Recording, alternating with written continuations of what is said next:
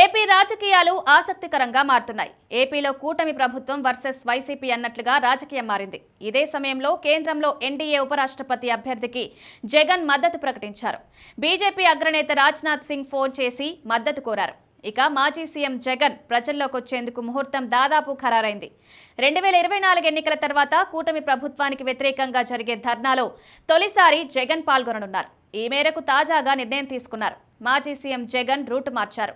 ఇక ప్రజల్లోకి వెళ్లాలని డిసైడ్ అయ్యారు. కూటమి ప్రభుత్వం ఏర్పడిన తర్వాత ఏడాది సమయం ఇవ్వాలని తొలుత భావించారు. ఇప్పుడు ప్రభుత్వం ఏర్పడి 15 నెలలవ్వడంతో ప్రజా సమస్యలపైన పూర్తి స్థాయిలో నిరసనలకు సిద్ధమవుతున్నారు. వైసీపీ ఫీజులు, వ్యవసాయం, కరెంటు బిల్లులపైన నిరసనలు చేసింది. అయితే వీటిలో జగన్ పాల్గొనలేదు.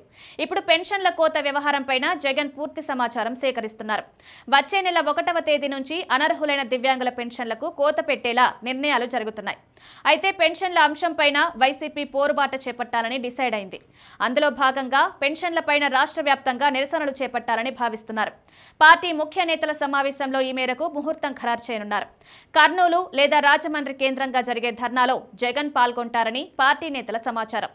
ఇదే సమయంలో జగన్ జిల్లాల పర్యటనలపైన ఒక నిర్ణయానికి వచ్చినట్టు తెలుస్తోంది. దసరా ముగిసిన వెంటనే జగన్ జిల్లా యాత్రలు ప్రారంభించేలా షెడ్యూల్ ఖరారు చేస్తున్నారు. తొలుత శ్రీకాకుళం జిల్లా నుంచి జగన్ జిల్లా పర్యటనలు ప్రారంభం కానున్నాయి. ప్రతి జిల్లాలో 2 రోజులు జగన్ పర్యటన కొనసాగేలా షెడ్యూల్ సిద్ధం చేస్తున్నారు. పార్టీ కార్యకర్తలతో నియోజకవర్గాల వారీగా సమావేశాలు నిర్వహించనున్నారు. పార్లమెంటరీ నియోజకవర్గాల వారీగా అందరితోనూ సమావేశాలు నిర్వహించనున్నారు. జిల్లా స్థాయిలో చేపట్టాల్సిన కార్యక్రమాలు, పార్టీ బాధ్యతలపైన దిశానిర్దేశం చేయనున్నారు. డిసెంబర్ వరకు జిల్లా పర్యటనలుంటాయని పార్టీ నేతలు చెబుతున్నారు. ఇప్పటికే 2029 ఎన్నికలకు ముందు మరోసారి పాదయాత్ర ఉంటుందని జగన్ స్పష్టం చేశారు. ముందుగా నియోజకవర్గాల వారీగా నేతలు, క్యాడర్తో సమావేశాల ద్వారా పార్టీలో తిరిగి జోష్ తేవాలని జగన్ ప్రయత్నాలు చేస్తున్నారు.